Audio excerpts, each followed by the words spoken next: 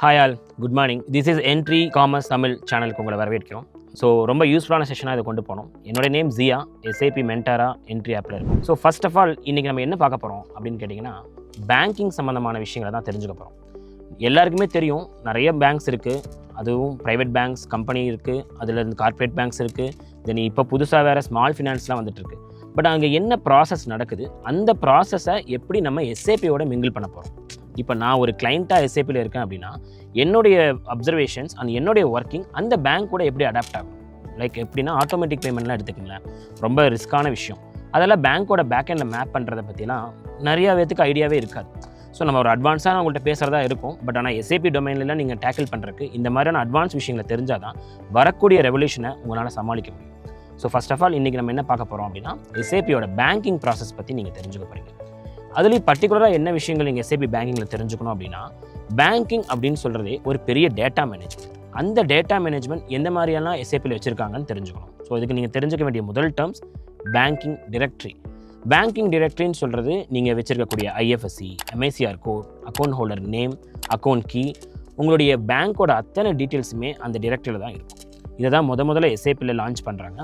So bank டிரெக்டரியை முதல்ல activate பண்ணுறது எப்படி, அதுனா என்ன அப்படின்னு முதல்ல தெரிஞ்சுக்கணும். இன்றைக்கி நீங்கள் ஒரு பேங்க்குக்கு போகிறீங்க அப்படின்னா, ஃபர்ஸ்ட் ஆஃப் ஆல் முதல்ல உங்களை என்ன கேட்பாங்க அப்படின்னா, உங்களுடைய நேம் என்ன, உங்களோட அக்கௌண்ட் நம்பர் என்ன, லைக் பாஸ்புக் என்ன அப்படிலாம் கேட்பாங்க. எஸ்ஏபி நம்மக்கிட்ட என்ன எக்ஸ்பெக்ட் பண்ணுது அப்படின்னா, சேம் இதே இன்புட் தான் எதிர்பார்க்கும். பட் அது பேங்க் டிரெக்டரியில் சேவ் ஆகிருக்கும். ஸோ அதை தான் முதல்ல நம்ம எஸ்ஏபியில் இன்புட் கொடுப்போம். ஸோ ஒரு எஸ்ஏபி யூஸராக நீங்கள் பேங்க்கோட டேட்டாஸ் எல்லாமே அங்கே ரெக்கார்ட் பண்ணுறீங்க அப்படின்னா, ப்ராப்பரான டேட்டாஸ் எல்லாம் அங்கே இருக்கும். அந்த டேட்டாஸ் தான் நாளைக்கு பேங்கிங்கோட அட்வான்ஸ் லெவல் டெக்னாலஜிக்கும் ஹெல்ப் பண்ண போகுது, பேசிக் லெவலில் இருக்கக்கூடிய செக் மேனேஜ்மெண்ட்டுக்கும் டீல் பண்ண போகுது. ஸோ இதுதான் மெயின் திங். இதை தான் முதல்ல நம்ம அண்டர்ஸ்டாண்ட் பண்ண போகிறோம். ஸோ அப்போ பேங்க் டிரெக்டரியில் இருக்கக்கூடிய கண்டென்ட்லாம் என்னென்ன, ஸோ பேங்க் டிரெக்டரி பற்றி தான் நம்ம முதல்ல தெரிஞ்சுக்கணும். அப்போ பேங்க் டிரெக்டரியில் என்னென்ன காம்பனன்ட்ஸ் இருக்குது, அதுக்குள்ளே என்னென்ன டேர்ம்ஸ்லாம் இருக்குது அப்படின்னு முதல்ல நீங்கள் பேசிக்காகவே அண்டர்ஸ்டாண்ட் பண்ணுங்கள். எஸ்ஏபின்னு இல்லாமல் நார்மலாக ஒரு இஆர்பி கற்றுக்கிறோம் அப்படின்னா, அதில் எல்லா இஆர்பிலையுமே, எல்லா அக்கௌண்டிங் சாஃப்ட்வேர்லையுமே பேங்கிங் ஒரு முக்கியமான விஷயம். ஸோ அப்போ அந்த பேங்கிங்கில் என்னென்ன இருக்கும், அதுக்குள்ளே அந்த டிரெக்டரிக்குள்ளே என்னென்ன கண்டென்ட்ஸ் இருக்கும், அதை தான் ஃபஸ்ட்டு நான் உங்களுக்கு எக்ஸ்பிளைன் பண்ணலான்னு இருக்கேன். ஸோ முதல் விஷயம், நீங்கள் ஒரு பேங்க் சம்மந்தமான விஷயங்களை ஒர்க் பண்ணுறீங்க அப்படின்னா, எந்த மாதிரி பேங்க்கில் முதல்ல கம்யூனிகேட் பண்ணுறீங்க, யார் கூட நீங்கள் டைப் வச்சுருக்கீங்க, ரொம்ப ரொம்ப இம்பார்ட்டன்ட். அது நேஷனல் பேங்காகவும் இருக்கலாம், ப்ரைவேட் பேங்காகவும் இருக்கலாம். இப்போ லைக் ஐசிஐசியில் தான் நான் அக்கௌண்ட் வச்சுருக்கேன் அப்படின்னா, அதுவுமே பாசிபிள் தான் எஸ்ஏபியில் கரெக்டாக கொண்டு வரணும். ஸோ அதே மாதிரி நீங்கள் எஸ்பிஐ, ஐஓபி மாதிரி நேஷனல் பேங்காக இருந்தாலும் அதையும் ப்ராப்பராக கொண்டு வரணும். இப்போ எஸ்பிஐ பேங்க்கில் நான் ஒரு அக்கௌண்ட் வச்சுருக்கேன் அப்படின்னா, ஃபஸ்ட்டு நான் என்ன சொல்ல வரேன் அப்படின்னா, ஸ்டேட் பேங்க் ஆஃப் இந்தியாவில் தான் நான் அக்கௌண்ட் வச்சுருக்கேன் அப்படின்னு முதல்ல எஸ்ஏபிட்ட நம்ம சொல்லணும். ஃபஸ்ட்டு பேங்க் டைரக்டரியோட ஃபஸ்ட்டு பார்ட். செகண்ட் ஒன், அந்த பேங்க்கில் தான் இருக்கீங்கன்னு சொல்கிறத எஸ்ஏபி வந்து எஸ்பிஐவே எடுத்துக்காது, அது ஒரு ஐடியா கேட்கும். ஸோ அப்போ அந்த ஐடிக்கு என்ன நேம் பண்ணலாம் அப்படின்னா, ஹவுஸ் பேங்க் அப்படின்னு ஒரு நேம் டிஃபைன் பண்ணுறாங்க. ஸோ நம்ம எஸ்ஏபி லேர்ன் பண்ணுறவங்க, நம்மக்கிட்ட எஸ்ஏபி படிக்கிறவங்க, இவங்கெல்லாம் பார்த்தீங்கன்னா அந்த ஹவுஸ் பேங்க்ஸை பற்றி நிறைய தெரிஞ்சுக்கிறாங்க. ஸோ அப்போ அந்த ஹவுஸ் பேங்க் என்ன பண்ணும் அப்படின்னா, அதில் சில ஃபார்ம்ஸை ஃபில்அப் பண்ண சொல்லும். அந்த ஃபார்ம் கொஞ்சம் ஃபியோரி ஆப்குள்ளே போயிட்டு இன்னும் டீட்டெயிலாக, அதாவது குளோபல் லெவலில் ஒரு பேங்கிங்க்கு எதெல்லாம் மேண்டட்ரியோ அந்த அத்தனை ஃபீல்டுமே அது ரிக்வயர்டாக கேட்கும். ஸோ அந்த இடத்துல நீங்கள் எல்லாமே ஃபில் பண்ண ஆரம்பிப்பீங்க. ஃபார் எக்ஸாம்பிள், அதோட நேம் ஆகட்டும், என்ன டேட்லேருந்து ஸ்டார்ட் பண்ணுறோம், யார் எந்த கரன்சியில் டீல் பண்ணுறோம், அதுக்கப்புறம் அது எந்த அக்கௌண்ட் ஹோல்டருக்காக இருக்குது, இது என்ன அக்கௌண்ட் டைப்பு, அந்த மாதிரி எல்லா விஷயங்களுமே கேட்கும். ஒரு நார்மல் இந்தியாவில் ஒர்க் பண்ணுற ஒரு அக்கௌண்டிங் யூசர் ஆர் ஒரு அப்ளிகேஷன் யூசருக்கு சில விஷயங்கள் புரியாத மாதிரி இருக்கும். இது என்ன சொல்ல வராங்க அப்படின்னு ஐடியா இருக்கும். ரெக்கார்ட் அக்கௌண்ட்னு கேட்கும். அக்கௌண்ட்ஸ் இல்லாத ஸ்டூடெண்ட்ஸ்க்கு கொஞ்சம் புரியுறது கஷ்டமாக இருக்கும். ஸோ அப்போ லாஜிஸ்டிக் ஸ்டூடெண்ட்ஸுமே சம்டைம்ஸ் பேமெண்ட்டை டெலிவரி பண்ணுறதுக்கு வரும்போது இந்த பேங்கிங்கில் இந்த இடத்துல தான் ஸ்ட்ரகிள் ஆவாங்க. இதுக்கு தான் நம்ம ப்ராப்பராக எஸ்ஏபியை லேர்ன் பண்ணணும் வித் இன்டெகிரேஷன் நாலேஜோட அப்படின்னு சொல்கிறோம். ஸோ அப்போ நம்ம அந்த மாதிரி பேங்கிங்கான விஷயங்கள்லாம் ஒர்க் பண்ணும்போது உங்களுடைய டேட்டாஸ் எல்லாம் நீங்கள் கொடுக்குறீங்க, அது அத்தனையுமே ஹவுஸ் பேங்க் அப்படின்னு பேரில் சேவ் ஆகுது. அப்படி சேவ் ஆகும்போது அடுத்தது நீங்கள் என்ன பண்ணணும் அப்படின்னா, இந்த ஹவுஸ் பேங்க் ஜிஎலுக்கு பேக்கெண்டில் இருக்கக்கூடிய ஜென்ரல் லெட்ஜர் யாராக இருப்பாங்க. இப்போ உதாரணத்துக்கு நம்ம கம்பெனியில் ஒரு அக்கௌண்ட் ஒர்க் பண்ணுறோம் அப்படின்னா, எஸ்பிஐ அப்படின்னு ஒரு ஜிஎல் கிரியேட் பண்ணியிருப்போம், ஐசிஐசின்னு ஒரு ஜிஎல் கிரியேட் பண்ணியிருப்போம். ஜிஎல்னா உங்களுக்கு என்னென்னு தெரியும் நினைக்கிறேன், general ledger account. So general ledger அக்கௌண்ட்டை நம்ம நார்மலாக கிரியேட் பண்ணியிருந்தோம் அப்படின்னா, அந்த ஜென்ரல் லெட்ஜர் அக்கௌண்ட்டை நம்ம பேங்கிங் சிஸ்டமோட எனேபிள் பண்ணணும். எஸ்ஏபிஐ பேங்கிங் ஃபீல்டை பிஎல் அப்படின்னு தான் கால் பண்ணுறாங்க, பேங்கிங் லெட்ஜர். ஸோ பேங்கிங் லெட்ஜரும் ஜென்ரல் லெட்ஜரும் என்றைக்கு டிஃபைன் ஆகுதோ, அசைன்மெண்ட்டில் ஒன்றா கிளிக் ஆகுதோ, ஸோ அப்போ இருந்து உங்களுடைய பேங்கிங் ப்ராசஸ் ஸ்டார்ட் ஆகுது. ஸோ அப்போ அந்த பேங்க் டைரக்டரியில் அடுத்ததான் நீங்கள் பண்ண வேண்டிய விஷயம், ஜென்ரல் லெட்ஜரை நீங்கள் பிஎல் கூட மேட்ச் பண்ணுறது தான். ஸோ அதை எப்படி பண்ணலாங்க அப்படின்னு கேட்டிங்கன்னா, ஃபஸ்ட்டு நீங்கள் எஸ்பிஐன்னு கன்ஃபார்ம் பண்ணிட்டீங்க, அதோட டேட்டாஸ் எல்லாம் கொடுத்துட்டீங்க, உங்கள் அக்கௌண்ட் நம்பர்லேருந்து எல்லாத்தையுமே டீட்டெயிலாக கொடுத்துட்டீங்க. இப்போ உங்களுடைய ஜிஎலுக்கு வாங்க. ஜிஎல் நீங்கள் நார்மலாக எல்லா அப்ளிகேஷன்லையும் கிரியேட் பண்ணுறது தானே. ஸோ சிம்பிளாக போயிட்டு ஒரு ஜென்ரல் லெஜரை க்ரியேட் பண்ணுவோம். அதுக்கு ஒரு நம்பர் கொடுக்கும். எஸ்ஏபி வந்து தனித்துவமாக சொல்லணும்னா இந்த விஷயத்தில் ரொம்ப யூனிக்காக இருக்கும். இப்போ மற்ற ஆப்பில் எடுங்க, எக்ஸிஸ்டிங் ஆப்பில் எடுங்கன்னா எஸ்பிஐனே அடிச்சிருப்போம். அதனால் எஸ்பிஐ அப்படின்னு அடிச்சிருப்போம். இன்னொரு டூப்ளிகேட் எஸ்பிஐ மாதிரியே வந்து சவுத் இந்தியன் பேங்க் வருது வைங்களேன், கொஞ்சம் கன்ஃபியூஸ் ஆகும். எஸ்ஏபிட்ட இருக்க ஒரு பெரிய ப்ளஸ் பாயிண்ட், இதுவும் நம்பர் அதுவும் வேறு நம்பர். ஸோ 102 அப்படின்னு சொன்னால் எஸ்பிஐ, 103 அப்படின்னா சவுத் இந்தியன் பேங்க் அப்படின்னு அது பிரிச்சுக்கும். ஸோ அதனால் நீங்கள் அந்த நம்பரை ரொம்ப மெயினூட்டாக வச்சுருக்கணும். ஸோ அந்த நம்பரை தான் நீங்கள் உங்களுடைய ஹவுஸ் பேங்க் ஐடியோட மேட்ச் பண்ண போகிறீங்க. ஆல்ரெடி நம்ம ஹவுஸ் பேங்க்னு ஒன்று டிஃபைன் பண்ணியிருக்கோம், இப்போ ஜென்ரல் லெஜர்னு ஒன்று டிஃபைன் பண்ணியிருக்கோம். இது ரெண்டையுமே நம்ம அசைன் பண்ணும்போது பேங்கிங் ப்ராசஸ் ரொம்ப டைட் இன்டகிரேஷனாக ஸ்டார்ட் ஆக தயாராகும். ஸோ இதான் ஃபஸ்ட்டு நீங்கள் தெரிஞ்சுக்க வேண்டிய அசைன்மெண்ட் ப்ராசஸ், டிரெக்டரிக்கு அப்பாற்பட்டு. அடுத்தது அசைன் ஆனதுக்கப்புறமா என்ன நடக்கும் அப்படின்னு பார்த்தீங்கன்னா, உங்கள் ஜென்ரல் லெஜர்ஸோட இம்பாக்ஷன்ஸை போய் செக் பண்ணும். இது ப்ராப்பரான அக்கௌண்ட்டில் தான் இருக்கா, கரண்ட் அக்கௌண்ட்டில் தான் இருக்கா, ஹவுஸ் பேங்க் அக்கௌண்ட்டில் தான் இருக்கா அப்படின்னு சொல்லி வெரிஃபை பண்ணுறதுக்காக நம்ம ஜென்ரல் லெஜர் டேபிளுக்கு வரும். ஜென்ரல் லெஜர் டேபிள் கிட்டத்தட்ட ஒரு 6 ஃபீல்டாக சேவ் பண்ணியிருப்பாங்க. ஒரு யூசர், எஸ்ஏபியோட எண்ட் யூசர் ஒரு 6 ஃபீல்டை வெரிஃபை பண்ணி ப்ராப்பராக சேவ் பண்ணியிருப்பாங்க. அப்படி சேவ் பண்ண இந்த ப்ராசஸை நீங்கள் வந்து அசால்ட்டாக ஒர்க் பண்ண முடியாது. அதனால் நீங்கள் என்ன பண்ணணும்னா, முதல்ல அண்டர்ஸ்டாண்ட் பண்ணணும் இந்த ஜென்ரல் லெஜர்ஸ் என்னென்ன பண்ணியிருக்கு அப்படின்னு. ஃபார் எக்ஸாம்பிள், அது என்ன அக்கௌண்ட் குரூப்பில் இருக்குது, அது என்ன டைப் ஆஃப் அக்கௌண்ட்ஸில் இருக்குது. நார்மலாக ஜிஎல் பொறுத்த வரைக்கும் அது அசெட்டா, லயபிலிட்டியா, இல்லை இன்கமா, எக்ஸ்பென்ஸா, அது என்ன டைப் ஆஃப் அக்கௌண்ட்ஸில் வருதுன்னு புரிஞ்சுக்கணும். இதுக்கு கட்டாயம் உங்களுக்கு இந்தியன் அக்கௌண்டிங் பிரின்சிபல்ஸ் நாலேஜ் தேவைப்படும். ஸோ இந்த இடத்துல பேசிக் அக்கௌண்ட்ஸ் கோர்ஸ்லேருந்து படித்த ஸ்டூடெண்ட்ஸ்க்கு மேபி அது அண்டர்ஸ்டாண்ட் ஆகும், எப்படியெல்லாம் நம்மளுடைய அக்கௌண்ட் குரூப் இருக்குது அப்படின்னு. உங்கள் எல்லாருக்கும் தெரிஞ்ச விஷயம் தான் நேச்சர் ஆஃப் குரூப் அப்படின்னு சொல்லுவாங்க. அந்த நேச்சர் ஆஃப் குரூப்பில் எஸ்ஏபியை பொறுத்த வரைக்கும் இல்லை, எல்லா அப்ளிகேஷன்லையுமே அசெட்டில் தான் வரும் பேங்க். ஸோ அப்போ அந்த அசெட் அக்கௌண்ட் எவ்வளோ தெளிவாக இருக்குது, அது கரெக்டான டைப்பில் இருக்கா, நேம் கரெக்டாக கொடுத்துருக்கோமா அப்படின்னு எல்லாத்தையும் வெரிஃபை பண்ணும்போது கரன்சி இங்கே முக்கியமான இம்பேக்ட். நிறைய பேருக்கு அந்த அண்டர்ஸ்டாண்டிங்கே தெரியாது. லைக் நம்ம ஐசிஐசின்னு ஸ்டார்ட் பண்ணுவோம், அந்த அப்ளிகேஷன் மேபி பார்ன் ஃப்ரம் ஜெர்மனாக இருந்துச்சுன்னா ஒரு பவுண்டில் வரும், யூஎஸ்டியாக இருந்துச்சுன்னா மேபி அமெரிக்கன் ப்ராடக்டாக எடுத்துக்கும். ஸோ அப்போ இவங்க என்ன பண்ணிடுறாங்கன்னா, டிஃபால்ட்டாக க்ரியேட் பண்ணால் போதும் அப்படின்னு நினைக்கிறாங்க. இல்லை, க்ரியேட் பண்ணும்போது உங்களுடைய அக்கௌண்ட் கரன்சியை ரொம்ப தெளிவாக நீங்கள் கவனிக்கணும். அப்போ அந்த அக்கௌண்ட் கரன்சி என்னவா இருக்குது, இந்தியன் ருபீஸாக தான் இருக்கா, யூஎஸ்டியாக தான் இருக்கா அப்படின்னு பார்க்கும்போது அது ஐஎன்ஆராக இருக்குது அப்படின்னு தெரிஞ்சுக்கும் போது, ஐஎன்ஆர்னால் நம்மளோட இந்தியன் ருபீஸ், அந்த லோகோலாம் வந்து எஸ்ஏபியில் காட்டாது, நார்மலாக ஐஎன்ஆர்னு சிம்பிள்ஸில் தான் காட்டும். இருக்கிற எல்லா கண்ட்ரீஸ்க்குமே 3 டிஜிட்டில் தான் கரன்சியை டிஃபைன் பண்ணியிருப்பாங்க. அந்த கரன்சி அப்சர்வேஷன் அண்ட் அதோடைய கரெக்டான டிட்டர்மினேஷன் சரியாக இருக்கா அப்படின்னு பார்க்கணும் எங்கே நீங்கள் ஜென்ரல் லெஜர்ஸில். தென் அதுக்கப்புறமா என்னுடைய கரன்சியில் தான் என்னுடைய ரிப்போர்ட்ஸ்லாம் வேணும் அப்படின்னு சொல்கிறதுக்கு ஓபிஎல்சின்னு இண்டிகேட்டர்னு ஒன்று சொல்கிறாங்க. இது ஒரு பெரிய டாபிக், ஓபிஎல்சி இண்டிகேட்டர். இன்னும் அப்கமிங்கில் வரும்போது நான் உங்களுக்கு ஓபிஎல்சி பற்றியே ஒரு தனித்தனியான வீடியோஸ்லாம் பண்ணுறேன். ஏன்னா கரன்சி எவாலுவேஷன்ஸ், அதோடைய வேல்யூவேஷன்ஸ்லேருந்து ரீவேல்யூவேஷன் பண்ணுறது, இதெல்லாம் பெரிய விஷயம். இதெல்லாம் சாதாரணமாக ஒரு சிம்பிளான லைனில் இவ்வளோ தான் அப்படின்னு சொல்லிட முடியாது. ஸோ அப்படி பண்ணக்கூடிய அந்த விஷயத்தில் நான் என்னுடைய கரன்சியில் தான் பேங்கிங் விஷயங்களை ப்ராசஸ் பண்ணுவேன், ஐஎன்ஆரில் தான் மூவ் பண்ணுவேன் அப்படின்னு எஸ்ஏபிட்ட நம்ம அண்டர்ஸ்டாண்ட் பண்ண வைக்கணும். அந்த ப்ராசஸ் முடிஞ்சதுக்கப்புறமா தான் ப்ராப்பராக நம்மளுடைய ஷார்ட் கீ, நம்மளோட கிளர்க் யார், நம்ம கிளர்க்கோட ஐடி, தென் இது வந்து அவுட்ஸ்டாண்டிங் அக்கௌண்ட்ஸா இல்லை நார்மலான அக்கௌண்ட்ஸான்னு பார்க்கணும். டெஃபினட்டாக சொல்கிறேன், பேங்க்கை பொறுத்த வரைக்கும் ஒரு அவுட்ஸ்டாண்டிங் அக்கௌண்ட்ஸ் கிடையாது. பட் பேங்க்கில் நடக்கிற சப்ஜியல்னு ஒரு கான்செப்ட் அவுட்ஸ்டாண்டிங் கீழே வரும். அது என்னென்னு அப்கமிங் உங்களுக்கு சொல்கிறேன்.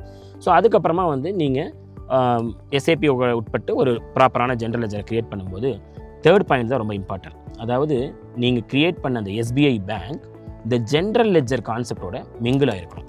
ரொம்ப முக்கியமான விஷயந்தான்.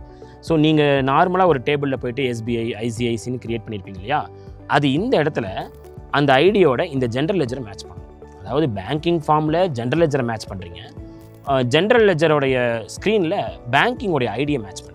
அப்போ தான் சொல்லப்போனால் 100% அது கம்ப்ளீட் இன்டகிரேஷனாக மாறும். ஸோ இப்போ ரெடி ஆயிடுச்சு, பேங்க் ஸ்டேட்மெண்ட் தயாராகிடுச்சு. ஸோ அப்போ அந்த பேங்க் ஸ்டேட்மெண்ட்டை வச்சு நம்ம எந்த மாதிரியான ப்ராசஸ் பண்ணலாம் அப்படின்னு ஒரு ஸ்டெப் எடுக்கலாம்.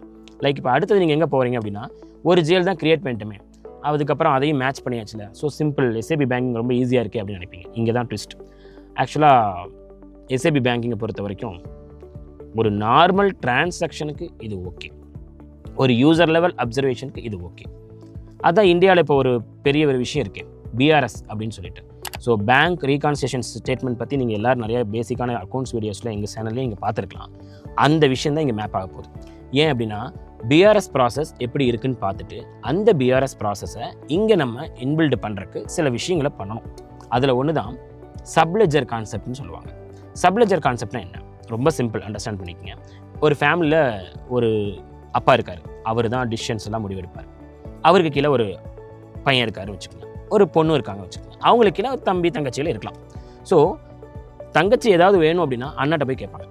அப்போ அண்ணா என்ன பண்ணுவாருன்னா அப்பாட்ட போய் கேட்பாங்க. டேரெக்டாக தங்கச்சி வந்து அப்பாட்ட கேட்கறதுக்கு தயங்குவாங்க. மேபி அப்பா பிஸியான ஆளாக கூட இருக்கலாம். இதே கான்செப்ட் தான், இந்த பேரண்ட் கண்ட்ரோல்னு சொல்கிற இதே கான்செப்ட் தான் எஸ்ஏபி டீல் பண்ணுறாங்க. அதில் மெயின் அக்கௌண்ட் நீங்கள் ஆல்ரெடி க்ரியேட் பண்ணிட்டீங்க ஜென்ரல் லெஜரில், லைக் நம்பர் 101 கூட வச்சுக்கோங்களேன். இப்போ 102ன்னு நான் ஒரு ஜிஎல் க்ரியேட் பண்ணுறேன், அது ஒரு சப்லெஜர் கான்செப்ட். இந்த சப்லெஜர் கான்செப்டில் நடக்கிற விஷயங்களை டைரெக்டாக 101ல் போடாமல் எல்லாமே சப்லெஜரில் வாங்கிக்கும். இப்போ ஸ்கூலில் நடக்கிற விஷயம் ஆகட்டும், ஆஃபீஸில் நடக்கிற விஷயம் ஆகட்டும், எல்லாம் அந்த அண்ணா அந்த தங்கச்சி வாங்கிக்குவாங்க. தென் அதுக்கப்புறம் அப்பாட்ட நைட்டு சொல்கிறாங்க இல்லையா, அப்போ நைட் சொல்லும்போது அவங்க அப்பா அதுக்கான சொல்யூஷன்ஸை கொடுப்பாரு. இப்படி பண்ணுங்கன்னு சொல்லுவார். ஒன்றும் பர்சனலாக இருக்கும், இல்லைனா ஒரு ப்ரொஃபஷனலான வேலை கொண்டு போவார். இதே விஷயம் தான் பிஆர்எஸும். ஸோ இப்போ என்ன பண்ணுவாங்க அப்படின்னா, அந்த 2 ஜிஎல் இருக்கு இல்லையா, அதாவது incoming GL, out going GL, எத்தனை டிரான்சாக்ஷன் வெளியே போச்சு, எவ்வளோ டிரான்சாக்ஷன் உள்ளே வந்துச்சுன்னு எல்லாத்தையுமே சப்லெஜர் வாங்கி வச்சுட்டு ஃபைனலாக மெயின் பேங்க்கு ட்ரான்ஸ்ஃபர் பண்ணும். இந்த அழகான ஒரு டெக்னிக்கல் விஷயத்தை தான் பிஆர்எஸ்னு குளோபல் லெவலில் சொல்கிறாங்க. நம்ம அதை பிஆர்எஸில் இந்தியன் கம்பெனியில் இந்தியாவிலலாம் என்ன பண்ணுறோம் அப்படின்னா, ஜஸ்ட் ஒரு மேனுவல் என்ட்ரியாக பண்ணுறதுனால நம்ம நல்ல அவுட் செஷன், தென் அதுக்கப்புறம் இங்கேருந்து இங்கே ட்ரான்ஸ்ஃபர் பண்ணுறது, மேனுவல் அட்ஜஸ்ட்மெண்ட்ஸ் ரொம்ப சிம்பிளாக முடிச்சிருவோம். பட் இது ஒரு பெரிய டெக்னாலஜி. இந்த டெக்னாலஜினால் என்ன பெனிஃபிட் சார்? நார்மலாக அப்பாவே டீல் பண்ணியிருக்கலாம் அப்படின்னா, அப்பாவுக்கு அந்த ஸ்கூலில் போய் உட்காரக்கு நேரம் இல்லை, ஏன்னா அவர் ஆஃபீஸில் பிஸியாக போகிறாள். தென் அண்ணாவோட ஆஃபீஸ்க்கும் போக முடியாது, அவர் பேரண்ட், அவங்க 2 பேருக்குமே அவர் தான் பார்த்துக்கணும். அப்படி இருக்கும்போது அந்த மெயின் ஜிஎலை நம்ம விட்டுறோம். ஆக்சுவலாக அந்த மெயின் ஜிஎல் ரொம்ப பிஸியான பர்சன், அந்த மெயின் ஜிஎல் நம்ம தேவைக்கு தான் யூஸ் பண்ணுவோம். ஏன்னா ரொம்ப ரொம்ப முக்கியம். அந்த இடத்துல ஜென்ரல் லெஜரில் மெயின் ஜிஎல்ல நம்ம ஏதாவது ஒரு என்ட்ரி போட்டுட்டு ஐயோ நான் தப்பு பண்ணிட்டேன் மறுபடியும் கரெக்ஷன் பண்ணலாமா அப்படின்னு சொல்லும்போது எஸ்ஏபி அதை அக்செப்ட் பண்ணிக்காது. ஏன்னா ஃபஸ்ட்டு நீங்கள் ஒரு விஷயத்தை புரிஞ்சுக்குங்க, நீங்கள் எல்லாருமே எஸ்ஏபி அவேர்னஸோட பார்க்குற காரணமே என்னென்னா, இது ஒரு பெரிய ஒரு ஸ்ட்ராங்கான சிஸ்டம், சீக்கிரமாக மேனிப்புலேட் பண்ண முடியாது. இதெல்லாம் சொல்லும்போது நான் ஒரு டிரான்சாக்ஷனை சிம்பிளாக கிளியர் பண்ணுறேன், சேஞ்ச் பண்ணுறேன் அப்படின்னா யோசிச்சு பாருங்களேன், ஏதோ ஒன்று இடிக்குது இல்லையா, அப்போ நான் அந்த ஆப்பை யூஸ் பண்ணிட்டு போகலாம்ல. அப்போ எஸ்ஏபி ஏன் யூஸ் பண்ணுறேன் அப்படின்னா, அது எதுவுமே சேஞ்ச் பண்ண முடியாது. அப்போ சேஞ்ச் பண்ண முடியாத ஒரு அப்ளிகேஷனில் நான் தப்பான என்ட்ரி போட்டுறக்கூடாது அப்படின்னா, நான் என்ட்ரிஸ் போடுறதெல்லாம் சப்லெஜர் வாங்கிக்கிட்டுமே, அதில் மேபி ஏதாவது தப்பு இருந்துச்சுன்னா ரிவர்ஸ் பண்ணிவிட்டு எது ஆக்சுவலான விஷயமோ அந்த கண்டென்ட் மட்டும் ட்ரான்ஸ்ஃபர் பண்ணலாம் மெயின் அக்கௌண்ட்க்கு. இதுதான் பிஆர்எஸோடைய மெயின் விஷயமே. ஸோ இதை வந்து ஒரு சப்லெஜர் அப்படின்னு சொல்லி எடுக்கிறாங்க. இப்போ நாங்கள்லாம் கிளாஸஸ் எடுக்கும்போது சம்டைம்ஸ் வந்து சில பேங்கிங் ப்ரொஃபஷனல்ஸ் இதை ரொம்பவே மறுத்தாங்க. ஏன் அப்படின்னா, இது என்ன சார், இது சுற்று வேலையாக இருக்கே, ஒரு இன்கமிங்கை ஒருத்தர் ட்ராக் பண்ணுறாங்க, அவுட் கோயிங்கை ஒருத்தர் ட்ராக் பண்ணுறாங்க, தென் அதுக்கப்புறம் மெயின் அக்கௌண்ட்டில் போடுறாங்க. இல்லை நம்ம மெயின் அக்கௌண்ட்டில் எல்லாத்தையுமே பண்ணலாமே அப்படின்னு சொன்னார். அது கிட்டத்தட்ட ஒரு எக்ஸ்பீரியன்ஸ் பர்சன். அப்போ நானும் எதுவும் பேசலை என்னோடய எக்ஸ்பீரியன்ஸில். ஸோ நான் என்ன பண்ணேன்னா, சரி சார் நீங்கள் மெயின் அக்கௌண்ட்டில் போகணும்னு நினைக்கிறீங்க, எஸ்ஏபியில் இந்த மாதிரி கான்செப்ட்ஸ் இருக்குது, நீங்கள் அது மாதிரி ட்ரை பண்ணுங்களேன் அப்படின்னு சொன்னேன். அவரும் ட்ரை பண்ணுறாரு. ட்ரை பண்ணிவிட்டு அதுக்கப்புறம் சொல்கிறாரு, சார் நான் பேங்க் ஸ்டேட்மெண்ட்டோட கம்பேர் பண்ணும்போது மந்த் எண்டில் சம் இஷ்யூஸ் ஆயிடுச்சு சார். ஸோ எனக்கு ஒரு இன்கமிங் தப்பாக போட்டேன், டேட் தப்பாக போட்டேன், பிஸ்னஸ் ஏரியா தப்பாக அசைன் பண்ணிட்டேன், இந்த பிரான்ச்லேருந்து பணம் போகவே இல்லை, நான் தப்பாக அடிச்சிட்டேன், கிளரிக்கல் எரர் பண்ணிட்டேன், 20,000 ரெண்டுக்கு 2,000 போட்டேன், இந்த மாதிரிலாம் ஒன்று சொன்னார். ஸோ அப்போ ரிவர்ஸ் பண்ணுங்கள் சார் அப்படின்னு சொல்லும்போது, சார் நம்ம ரிவர்ஸ் பண்ணிடலாம், அக்கௌண்ட்ஸோட அப்ளிகேஷனும் அது சேஞ்ச் ஆயிரும், பட் பேங்க் ஸ்டேட்மெண்ட்டோட மேட்ச் ஆகாதில்ல சார், அக்கௌண்ட்ஸ் புக்கும் பேங்க் புக்கும் மேட்ச் ஆகிறது தானே சார் பிஆர்எஸ்னு. அப்போ அந்த லாஜிக் எடுத்துகிட்டு வந்தார். அப்போ தான் அவர்கிட்ட சொன்னேன், சார் இதுதான் கான்செப்ட்டு. ஸோ இப்போ நீங்கள் வந்து ஒரு சப்ஜெக்டில் போட்டிருந்தீங்கன்னா மேபி என்ன கரெக்ஷனாக இருந்தாலும் அங்கே முடிச்சுட்டு மெயின் அக்கௌண்ட்டை தேவைன்னா யூஸ் பண்ணியிருக்கலாம்ல சார். உங்கள் company maybe month end, day end, week end, year end, quarterly end, biannual end, அது சொல்ல முடியாதுல்ல, எப்போ வேணால் நீங்கள் பிஆர்எஸ் பண்ணிக்கலாம், அது வரைக்கும் அது சப்ஜிஎல் அது பார்த்துக்கலாம் சார் அப்படின்னு. சார் கரெக்ட் சார்னு அவருடைய சொல்யூஷன் அப்போ தான் அவருக்கு புரிய ஆரம்பிச்சிது. அப்போ இருந்து அதை அடாப்ட் ஆக ஆரம்பிச்சார். ஓகே பேங்கில் இந்த மாதிரி எடுத்துக்கலாம் அப்படின்னு. ஸோ ஒரு நல்ல கிளைண்ட். ஸோ அந்த மாதிரி நீங்கள் கொஞ்சம் அண்டர்ஸ்டாண்ட் பண்ணிக்கணும். இப்போ ஃப்ரெஷராக வரக்கூடியவங்க ஸ்டார்ட் அப்லேயே புரிஞ்சுக்குங்க, ஒரு சப்ஜிஎல் கான்செப்ட்க்கு நம்ம அடாப்ட் ஆகிட்டோம் அப்படின்னா ரொம்ப சிம்பிளாக இருக்கும். மெயின் ஜிஎல் கான்செப்ட் தனியாக இருக்கணும், சப்ஜிஎல் கான்செப்ட் தனியாக இருக்கும். இதுவும் எஸ்ஏபி பேங்கிங்கில் ஒரு முக்கியமான ப்ராசஸ். அடுத்ததான் நம்ம என்ன ப்ராசஸ் போகிறோம் அப்படின்னா, பேங்க் கீன்னு ஒரு ப்ராசஸ் வந்து எஸ்ஏபி அனௌன்ஸ் பண்ணுறாங்க. பேங்க் கீ நீங்கள் எல்லோரும் பார்த்துருப்பீங்க. கீனா ஜஸ்ட் ஒரு சாவி மாதிரி தானே. அப்போது ஒரு வண்டி எடுக்கிறதா இருந்தாலும் சரி, மேபி ஏதாவது ஒரு ஹோம் அப்ளையன்சஸ்க்கும் சரி, நம்ம வீட்டுக்கு எடுத்துக்கங்க, கீ ரொம்ப முக்கியமான ஒரு விஷயம். கீ இல்லைனா வீடே அவ்வளோ லாக், மேபி அதுக்கப்புறம் உடச்சி எல்லாம் பண்ணி. இப்போ கீக்கு இவ்வளோ ஒரு இம்பார்ட்டன்ஸ் இருக்கும்போது இந்த எஸ்ஏபி ஏன் அந்த கீவேர்டை யூஸ் பண்ணுறாங்க அப்படின்னு பார்த்தீங்கன்னா, இதுதான் மெயின் விஷயம். நீங்கள் எங்கே பேங்க் அக்கௌண்ட் வச்சுருக்கீங்க அப்படின்னு உங்களை யாராவது கேட்பாங்க friends. State Bank of India, இன்னொருத்தர் கேட்பாங்க நீங்கள் எங்கே அக்கௌண்ட் வச்சுருக்கீங்க, கொட்டாக்கில் வச்சுருக்கேன் அப்படின்னு சொல்லுவாங்க. இப்படி ஒவ்வொருத்தரும் ஒரு பேங்க்கை சொல்லுவாங்க. பட் அது மட்டுமே இல்லை, இப்போ நானே உங்களுக்கு பணம் அனுப்பணும் அப்படின்னா உங்கள் யூபிஐ ஐடி வாங்கிடுறேன், பட் ஏதோ பிரச்சனைன்னு வரும்போது பெனிஃபிஷரி ஆட் பண்ணுறேன், தென் அதுக்கப்புறம் வந்து உங்களுடைய பிரான்ச் ஆட்டோமேட்டிக்காக கேட்க ஆரம்பிச்சிடும், எந்த பிரான்ச் அப்படின்னு கேட்பேன். அதில் நீங்கள் ஒரு வேளை நான் வந்து ஆஸ்திரேலியா பிரான்ச் அப்படின்னு சொல்லும்போது நான் யோசிப்பேன், ஏன்னா அதோட பேமெண்ட் மோடு நான் மாற்றணும். தென் அதுக்கப்புறம் இல்லை சார் நான் 51 பிரான்ச் அப்படின்னா அதுக்கேற்ற மாதிரி நான் யோசிக்கிறேன். ஸோ அப்போது வந்து அந்த பேங்க் கீ தான் அந்த பிரான்ச்சை டிசைட் பண்ணுது.